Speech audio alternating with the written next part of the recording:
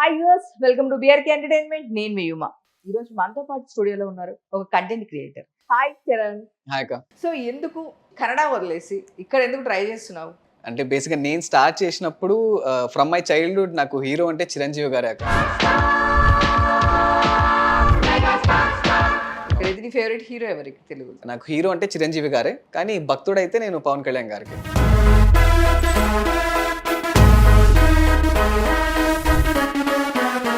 అందరు ట్రెండ్ అవుతుంది కాబట్టి పవన్ కళ్యాణ్ అని పెట్టుకుంటా. లేదక్క, లేదు. నేను ఇన్స్టాగ్రామ్ స్టార్ట్ చేసినప్పటి నుంచి అదే ఉంది నా భయం. పవన్ కళ్యాణ్ డివోటీ అనే ఉంది. నా రూమ్ లో కూడా ఒక పెద్ద వాల్ పోస్టర్ కూడా ఉంది.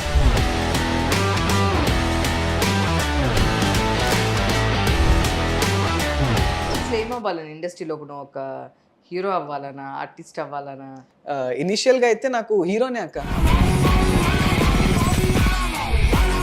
నువ్వు అమ్మాయిలతో కూడా రీల్స్ అవి చేస్తూ ఉన్నావు, చూసా నేను. అమ్మో అక్క, అమ్మో అక్క, అది ఇప్పుడు అక్క.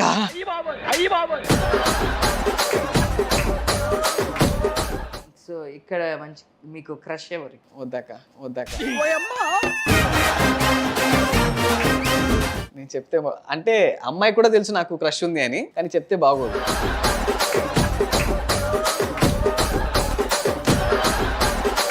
సో నీ సర్వే ఎట్లా అవుతున్నావు? అసలుకి నీవు ఫుడ్ విషయంలో కూడా చాలా స్ట్రగుల్స్ పడతావు అని చెప్పేసి విన్నా. అసలుకి ఎట్లా సర్వే అవుతున్నావు చెప్పు. అక్క ఇది చెప్తే మా మమ్మీ చూస్తుంది, మళ్ళీ ఫోన్ చేసినా నేర్చుకుంటుంది.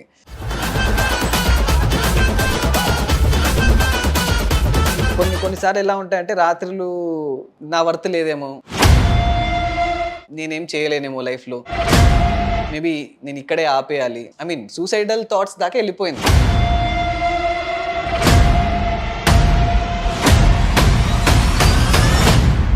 బట్ ఎందుకు మళ్ళీ ట్రై చేయలేదా? Sudden all of sudden only acting కోసం అన్ని వదిలేసావా? అంటే I knew it before I like 100% మొత్తం ఇచ్చే ముందు నాకు తెలుసు ఇలాంటి స్ట్రగల్స్ ఉంటాయని.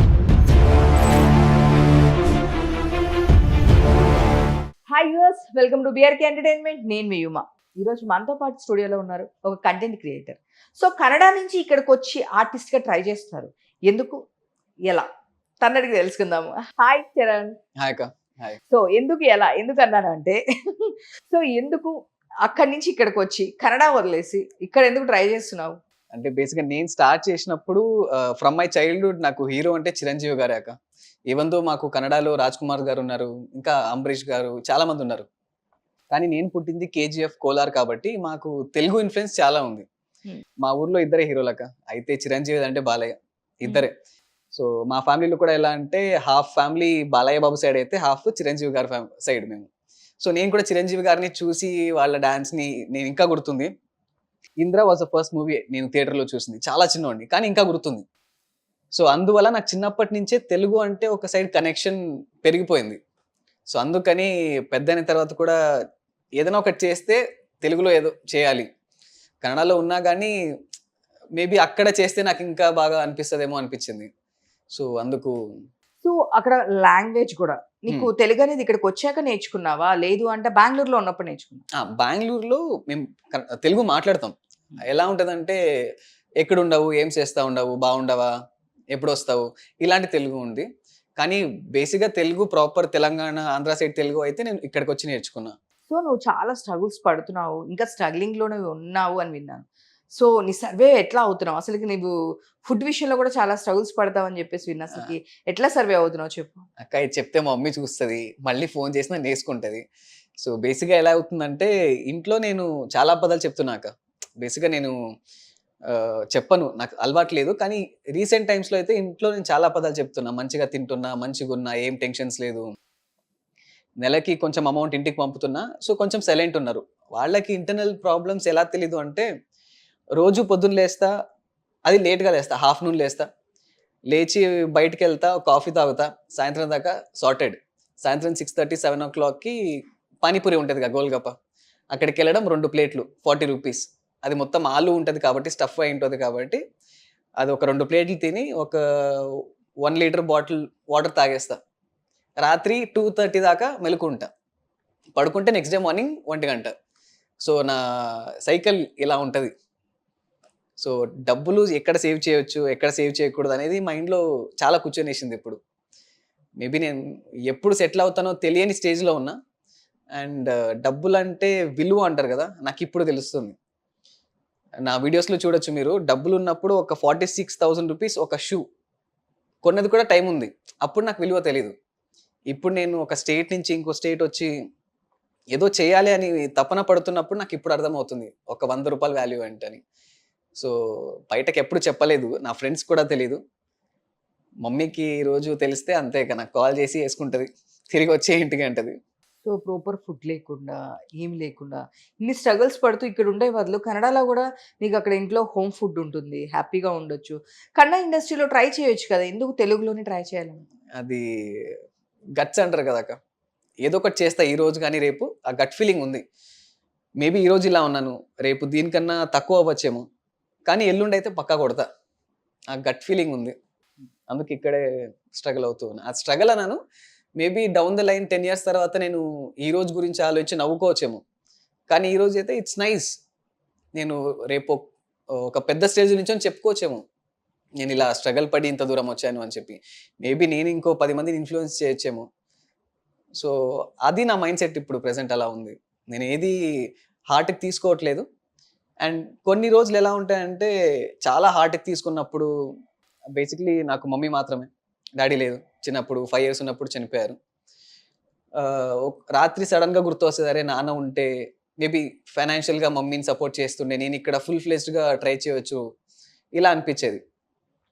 కానీ వేరే టైంలో అయితే నన్ను నేను బ్యాక్ చేసుకుంటున్నా అక్క. ఈ రోజు లేదు రేపు గానీ ఏదో ఒకటి వస్తది, గట్టిగా కొడతా, గట్టిగా కొడతా.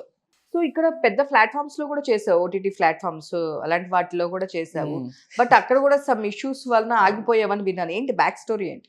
బ్యాక్ స్టోరీ అంటే బేసిక్‌గా నేను ఇక్కడ హైదరాబాద్‌కొచ్చిన తర్వాత ఒక ఆపర్చునిటీ వచ్చింది. జెన్యూన్‌గా ఆపర్చునిటీ వచ్చింది. నేను అక్కడికెళ్ళాను. ఒక 3 ఇయర్స్ కాంట్రాక్ట్ అది ఇది అన్నారు. I said okay fine. Salary గురించి కూడా అంతగా నేను పట్టించుకోకుండా, సరే ఆపర్చునిటీ వస్తాయి, రేపొద్దున నేను 70 ఎంఎం స్క్రీన్‌లో కనిపియాలంటే మేబీ ఇదొక స్టెప్ ఏమో అనుకోని నేను స్టార్ట్ చేసుకున్నా వాళ్ళతో. బట్ లేటర్ ఏమైపోయిందంటే, నేను కనిపియడానికి సాఫ్ట్‌వేర్‌లా కనిపియనక్క. హ్మ్. ఫస్ట్ ఆఫ్ ఆల్ హ్మ్. ఈ టాటూస్ గానీ, నా వే ఆఫ్ టాకింగ్ గానీ, నా బాడీ ఫ్లెక్సిబిలిటీ గానీ సాఫ్ట్‌వేర్‌లా ఉండదు. అండ్ ఒక సాఫ్ట్ స్పోకెన్ పర్సన్‌లా కూడా ఉండదు. నాకెలా అయ్యేదంటే, సాఫ్ట్‌వేర్ స్క్రిప్ట్ గానీ, పెళ్ళైన తర్వాత గానీ స్క్రిప్ట్‌లు, సో ఇలాంటివొచ్చేది. ఐయామ్ నాట్ సేయింగ్ వాళ్ళు రాంగ్ అని. మేబీ నాకు ఇక్కడ అలా రాసి పెట్టిందేమో.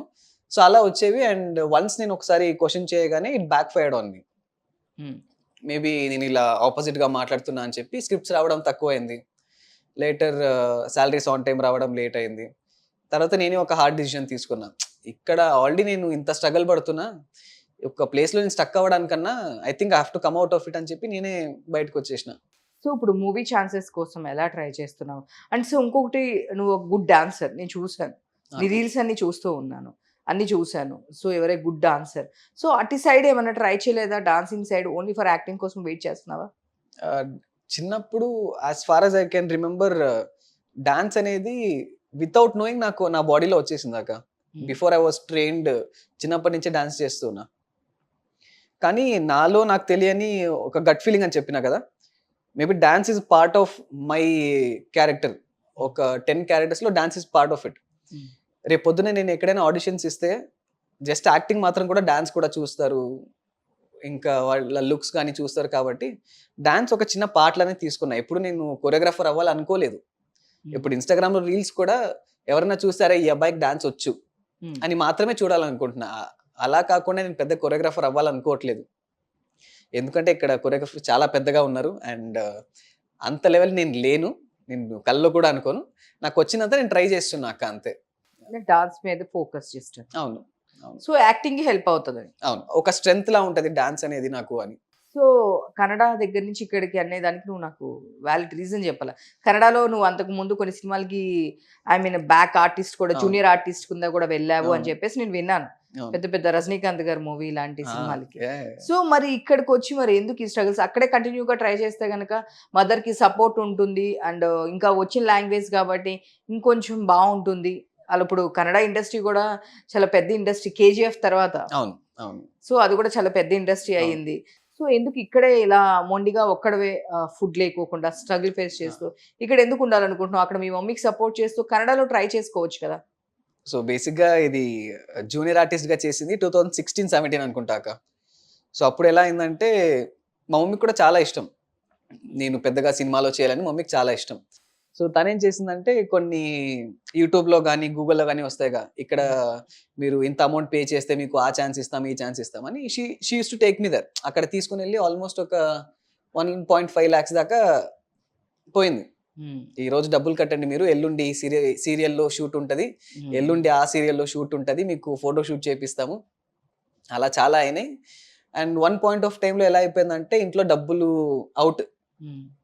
నేను ఎప్పుడు చెప్తున్నానంటే 2016-17 అంటే అప్పుడు కూడా మా మమ్మీ వేరే వాళ్ళ ఇంట్లో కిచెన్లో సింక్ క్లీన్ చేసి, వాళ్ళ క్లోత్స్ క్లీన్ చేసి, వెజల్స్ క్లీన్ చేసి, ఆ డబ్బులతో ఇంటి రెంట్ కట్టుకొని నన్ను కూడా చూసుకునేది.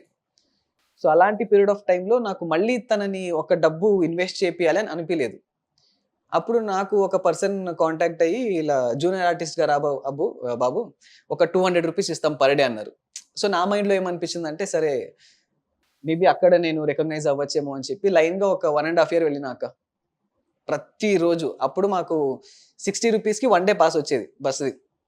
అర్లీ మార్నింగ్ 6కి మా ఇంటి నుంచి స్టార్ట్ అవుతే 8 o'clock లోపల సెట్కి వెళ్ళిపోయేవాడిని. వెళ్ళి బ్యాక్లో నించోవడము, చాలా మంది తిట్టారు, కొట్టారు, భుజం మీద కాలు పెట్టి తన్నారు. ఇవన్నీ చూస్తూ వచ్చిన. అండ్ లాస్ట్కి నాకు ఏమనిపించిందంటే, సరే కొడితే నేను గట్టిగా కొట్టాలి, అప్పటిదాకా నేను కన్నడ సైడ్లో రిటర్న్ రాను. ఒక చిన్న ఇన్సిడెంట్ జరిగింది, భుజం పైన కాలు పెట్టి తన్నారు అన్నా కదా, ఒక చిన్న షూటింగ్లో.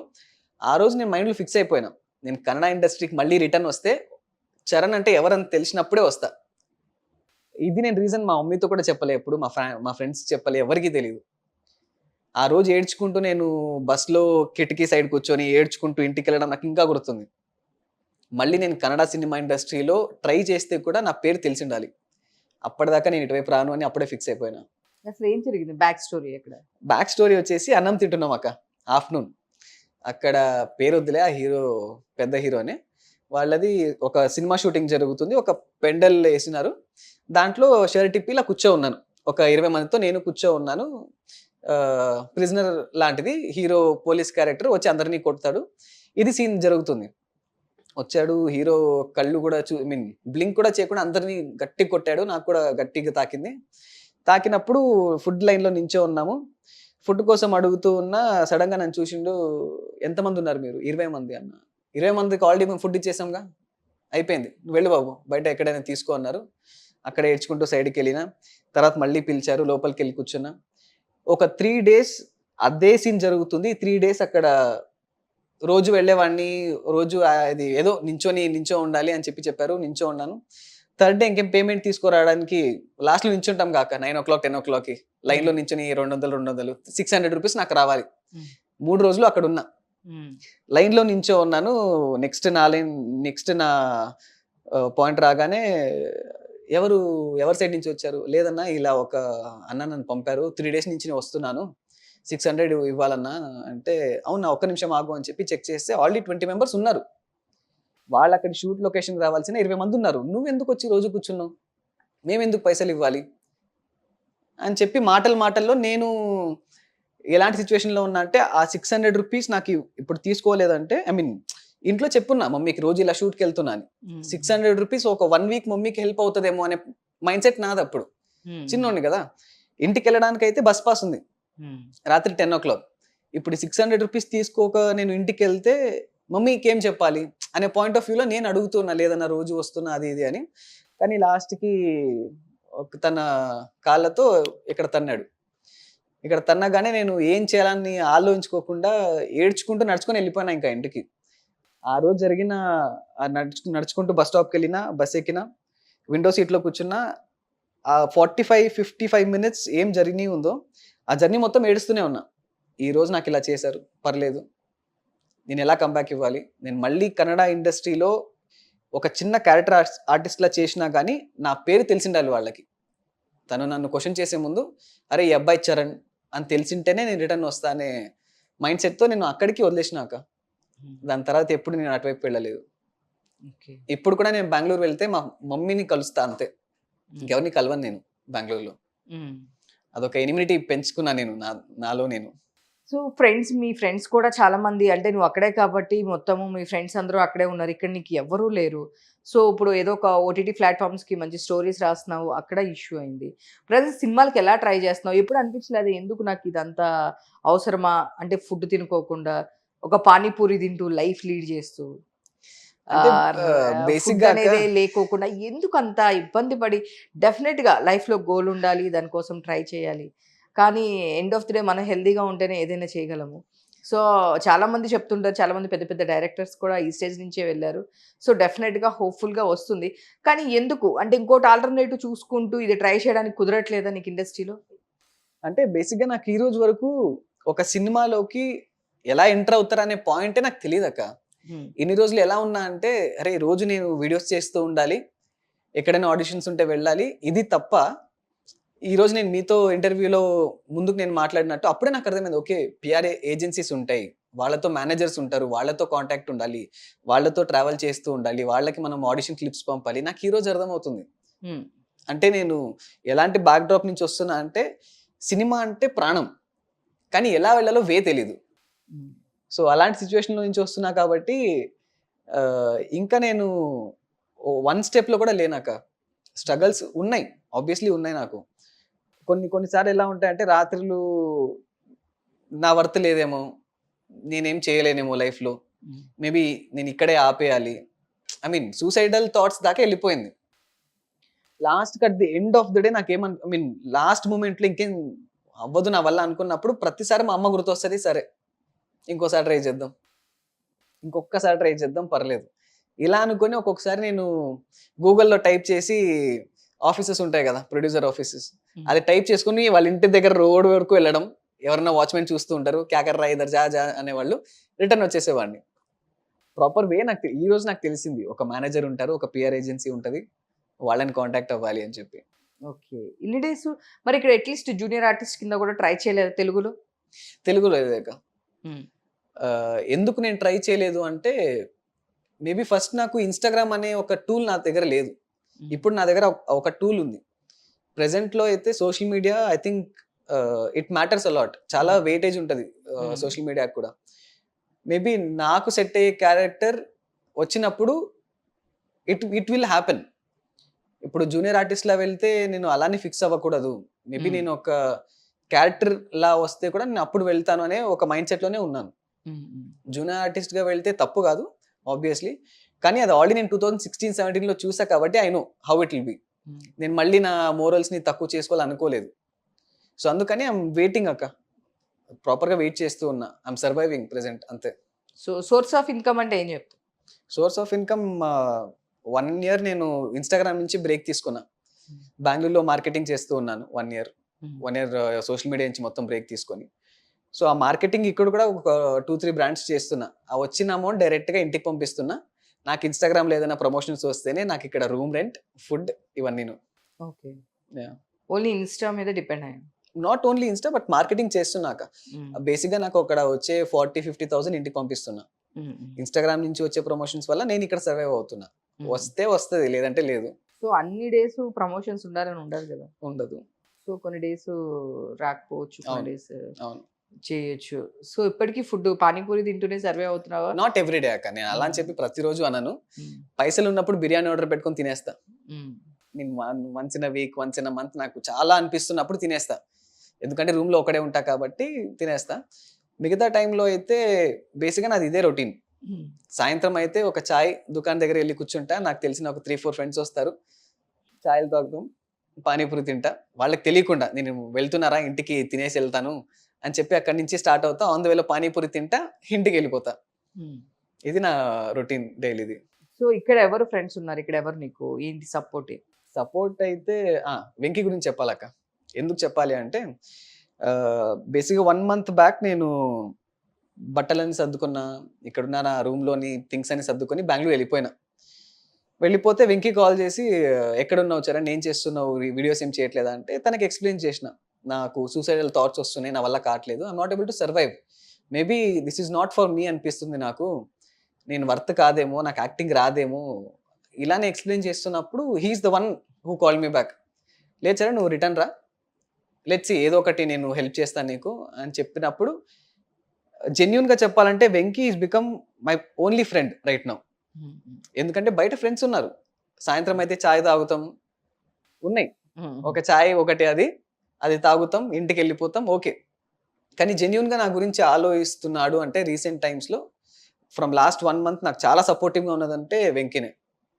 ఐ థింక్ వెంకీ మీకు కూడా తెలుసు అనుకుంటే, he's appear now. Yes yes. So 1 month నుంచి నాకు చాలా హెల్ప్ఫుల్ గా ఉన్నాడు తను.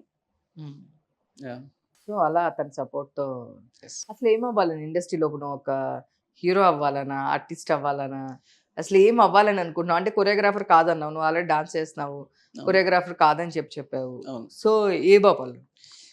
ఇనిషియల్ గా అయితే నాకు హీరోనే అక్క.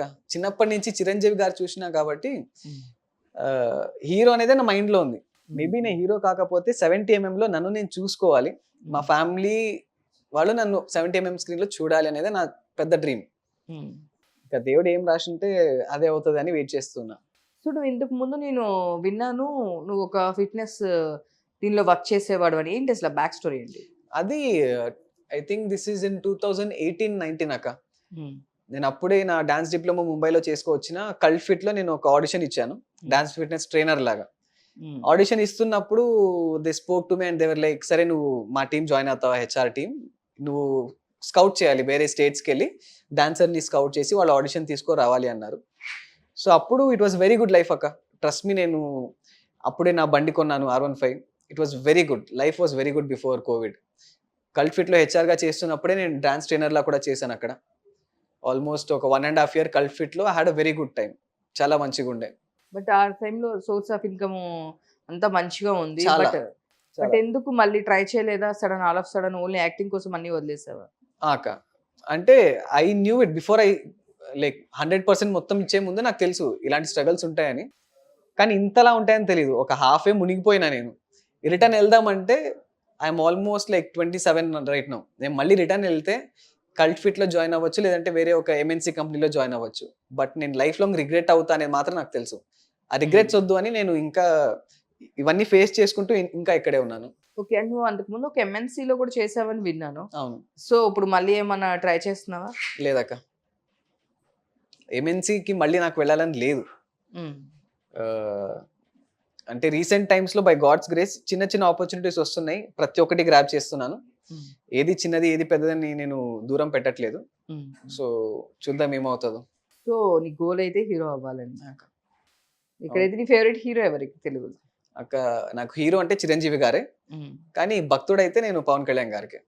అంటే నాట్ బికాజ్ ఇప్పుడు ఇన్స్టాగ్రామ్ లో ప్రతి ఒక్కరు వేస్తున్నారు, నో. జానీ మూవీ వచ్చినప్పటి నుంచి నాకు పవన్ కళ్యాణ్ గారు ఇష్టం. ఇప్పుడేదో అందరూ ట్రెండ్ అవుతుంది పవన్ కళ్యాణ్ గారిని ఫాలో లేకుంటే బయోలో పెట్టుకుంటే అనుకుంటున్నారు, కానీ నాకు చిన్నప్పటి నుంచి అక్క నాకు హీరో అంటే చిరంజీవి గారు, నాకు చాలా ఇష్టం అంటే దేవుడు అంటే పవన్ కళ్యాణ్ గారు, అంతే. సో నీ ప్రొఫైల్లో కూడా నేను చూసాను పవన్ కళ్యాణ్ డివోటీ డివోటీ అని అవును చెప్పేసి. అవును. నేను కూడా అదే అడుగుదాం అనుకున్నాను. ఇప్పుడు అందరు ట్రెండ్ అవుతుంది కాబట్టి పవన్ కళ్యాణ్ అని పెట్టుకుంటాను. లేదక్క లేదు, నేను ఇన్స్టాగ్రామ్ స్టార్ట్ చేసినప్పటి నుంచి అదే ఉంది నా బయో, పవన్ కళ్యాణ్ డివోటీ అనే ఉంది. నా రూమ్ లో కూడా ఒక పెద్ద వాల్ పోస్టర్ కూడా ఉంది పవన్ కళ్యాణ్ గారిది. ఓకే. పవన్ కళ్యాణ్ అంటే ఇష్టమా? ఏ సినిమాలు అంటే ఇష్టం పవన్ కళ్యాణ్? ఆల్మోస్ట్ అన్ని అక్క, కానీ నాకు చాలా ఇన్ఫ్లుయెన్స్ చేసిందంటే జానీ, బాలు, ఇంకా జల్సా, చాలా ఇన్ఫ్లుయెన్స్ చేసిన మూవీస్ ఇవి మూడు. సో మీ క్యారెక్టర్ కొంచెం దగ్గరగా ఉంది అక్క కొంచెం. ఏదైనా స్ట్రగ్లింగ్ పీరియడ్ నుంచి లైఫ్ ని స్టార్ట్ చేయడము అక్క అలా? అవును. అంటే బేసిక్గా నేను కనిపించడానికి కొంచెం రఫ్ లా కనిపిస్తా అక్క. అంటే వీడు చాలా రూడ్ గా ఉంటాడేమో, ఏదైనా మాట్లాడతాడేమో అని చెప్పి. కానీ నేను ఎంత సాఫ్ట్ అంటే వన్స్ నాతో క్లోజ్ అయినప్పుడు అందరికీ అర్థమైపోతుంది. నేను డబ్బులున్నా కానీ అలానే ఉంటా, డబ్బు లేనా కానీ అలానే ఉంటా. నాకు ఒకరు నా జేబులో 100 రూపాయలు ఉండి ఎవరైనా కనిపిస్తే 100 రూపాయలు ఇచ్చేసే రకం నేను. ఒక్కొక్కసారి ఏజ్ అయిపోయిన వాళ్ళు నాకు కనిపిస్తే ఆలోచించను అంతగా, కానీ బయట నుంచి నేను అలా కనిపించను. అది నా బాధ. బయట నుంచి వీడు పెద్ద ఫ్లర్ట్, తాగుతూ తిరుగుతూ ఉంటాడేమో ఇలా అనుకుంటారు. ఓకే. సో నువ్వు అమ్మాయిలతో కూడా రీల్స్ అవి చేస్తూ ఉన్నావు, చూసా నేను. అమ్మో అక్క, అది ఇప్పుడు అక్క బేసిక్ గా నా ప్రొఫైల్లో ఉన్నది ఒక 2-3 మాత్రం వీడియోస్ ఉన్నాయి. అది ఇప్పుడు నేను కొంచెం ఇంట్రోవర్ట్ నుంచి కొంచెం బయటకు వచ్చి ఇప్పుడు వీడియోస్ చేస్తున్నా, అంతే. సో ఇక్కడ మంచి మీకు క్రష్ ఎవరు అక్క? క్రష్ అంటే ఎవరని చెప్పి? వద్దక్క, నేను చెప్తే అంటే అమ్మాయి కూడా తెలుసు నాకు క్రష్ ఉంది అని. కానీ చెప్తే బాగోదు అంతే. చెప్పొచ్చు కదా వద్దక్క వద్దు వద్దు వద్దు, మళ్ళీ మిగతా వాళ్ళు నన్ను వేసుకుంటారు. ఓకే. అది నీకు అందరు అమ్మాయి ఫ్యాన్సే ఉన్నారా, లేడీ లేదక్క. ఫ్యాన్సే ఉన్నారా? ఇది మిస్కన్సెప్షన్ ఏముందంటే నా ఫాలోవర్స్ లో 65% అబ్బాయిలే ఉన్నారు, 35% అమ్మాయిలు. అమ్మాయిలు కూడా హాయ్ అన్న, ఏం చేస్తున్నావు అన్న, ఇలానే మెసేజ్ చేస్తారు. అంత పెద్దగా గర్ల్స్ ఫాలోవర్స్ నో, అంతగా ఏం లేదు. సో అట్లా మంచి రాముడు మంచి బాలుడు లాగా ఛాన్సే లేదక్క, అంత మంచోడిని కూడా కాదు నేను. ఓకే, ఫ్లట్ అనమాట. ఫ్లట్ ఫ్లర్ట్ చేస్తాడు. అంటే అక్క, చెడ్డోడు అంటే ఫ్లర్ట్ అని కాదు కదా అక్క. మంచోడు అంటే అంత మంచోడిని కాదు, చెడ్డోడు అంటే అంత చెడ్డోడిని కూడా కాదు. మంచోడికి మంచోడు, చెడ్డోడికి చెడ్డోడు అంతే. నాకు కోపం రాదు, వస్తే పోదు, అంతే అక్క. సింపుల్ గా చెప్పాలంటే. So super. సో ఇక్కడ నెక్స్ట్ ఇప్పుడు ఏమన్నా సినిమాలు ఏం చేస్తా? నెక్స్ట్ సినిమా అని కాదక్క, ఇప్పుడే నేను వెంకీ గారితో వెళ్ళి ఒక ప్రొడ్యూసర్ ని కలిశాను. ఒక ఆల్బమ్ సాంగ్ రెడీ ఉంది, మేబీ ఈ మంత్ లోనే షూట్ అవ్వచ్చు. మేబీ బై ద టైం ఈ వీడియో పోస్ట్ అయ్యే లోపు ప్రోమో కూడా రావచ్చేమో. ఓ నైస్. అంటే అన్ని ఇప్పుడు దేవుడు మళ్ళీ కరుణిస్తాడేమో.